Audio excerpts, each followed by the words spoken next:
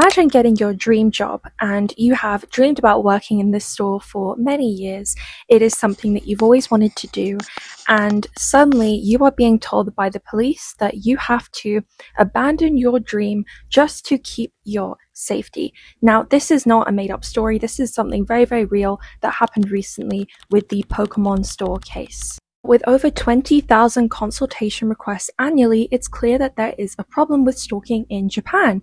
And the biggest question that we have is, why is there such a problem with stalking in Japan? Welcome to my YouTube channel. My name is Evie, also known as Evie Bunny, and today's video is going to be a very different topic. Now, you'll know that I like to do activism content. I like to speak up about issues that are happening in the world, specifically to do with Japan, as I am currently living in Tokyo. Now, today I've decided to start bringing this content to YouTube, which has been a plan of mine for a while. So if you are someone who enjoys my more relaxed content and something that is more upbeat, this is not the video for you. Please click off this video if you find this triggering or uncomfortable to watch, but I really want to spread awareness. We do not talk about these topics enough, and I think it's really important to advocate for other young women. Today's topic is we are going to be talking about the issue of stalking in Japan. I want to share the story of Moe, who basically got her dream job working at the Pokémon store. Now, this was a job that she reportedly had always wanted to do. She had gotten away from an abusive relationship with a horrible man who had treated her awfully and essentially had started stalking her after the relationship.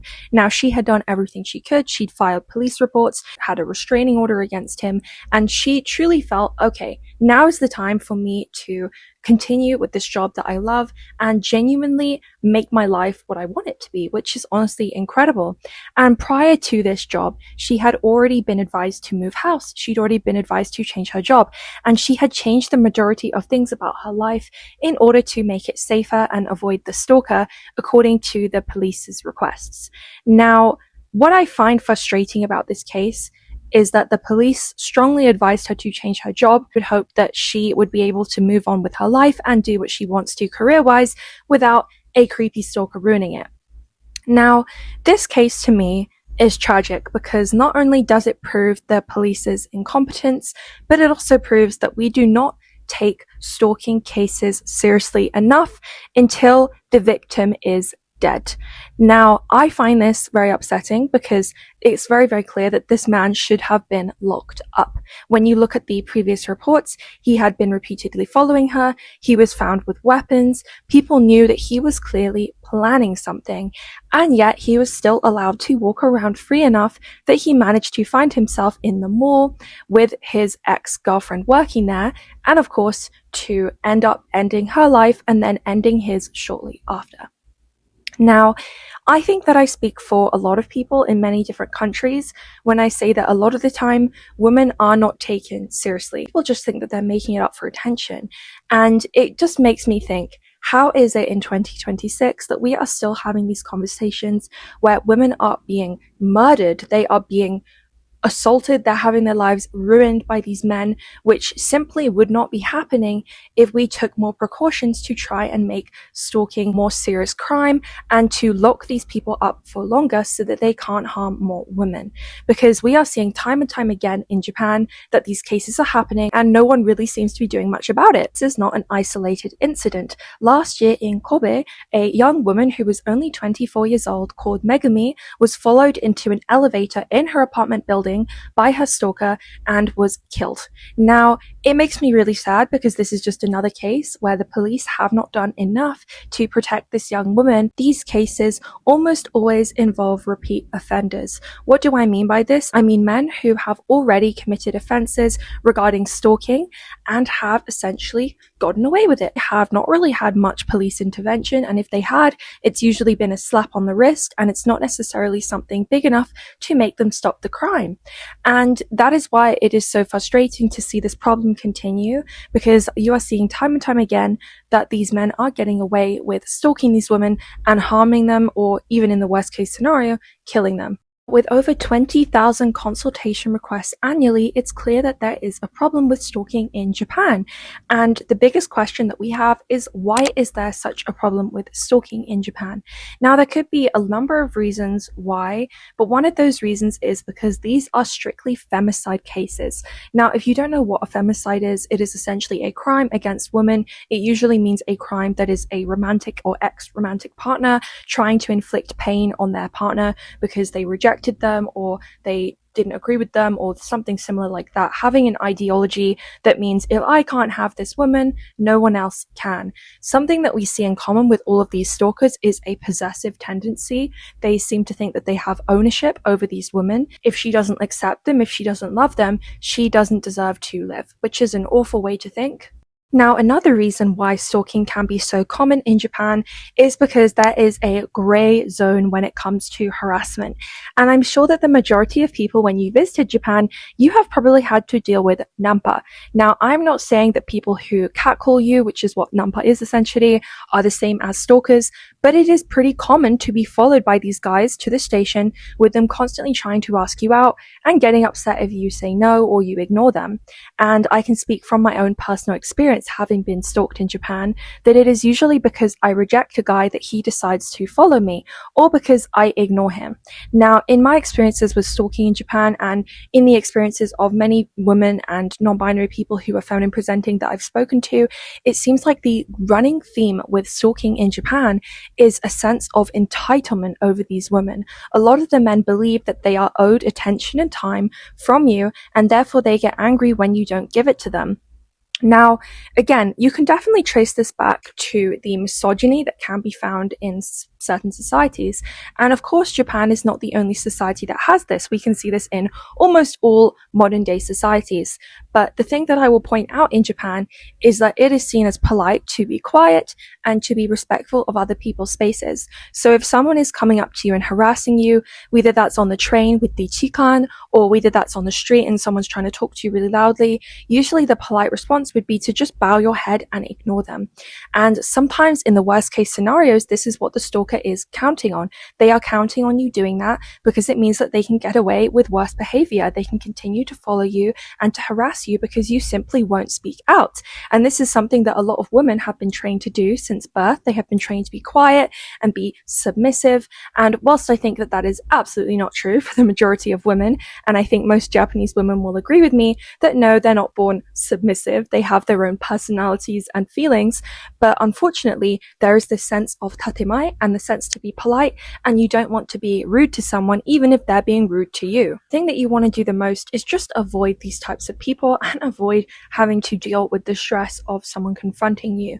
So I can only imagine how much harder it could be if the stalker is an ex-partner, because you may feel that you are owing them time and energy since you used to date that person or you used to see that person.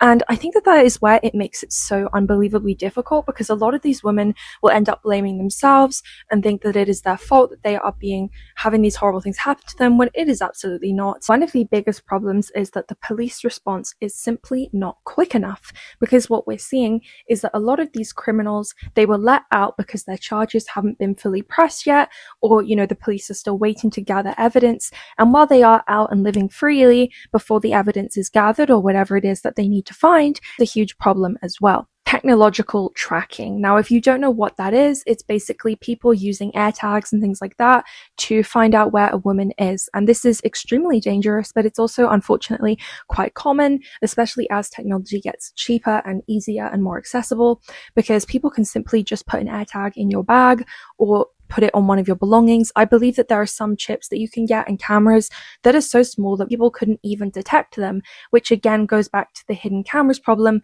that we have had in Japan and Korea and other countries.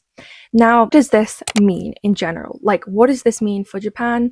Please do be careful. Please do think about your safety. Japan is not the safest country in the world, unfortunately. No country is completely safe. And especially for women, I feel like a lot of the statistics are not reported because a lot of victims blame themselves.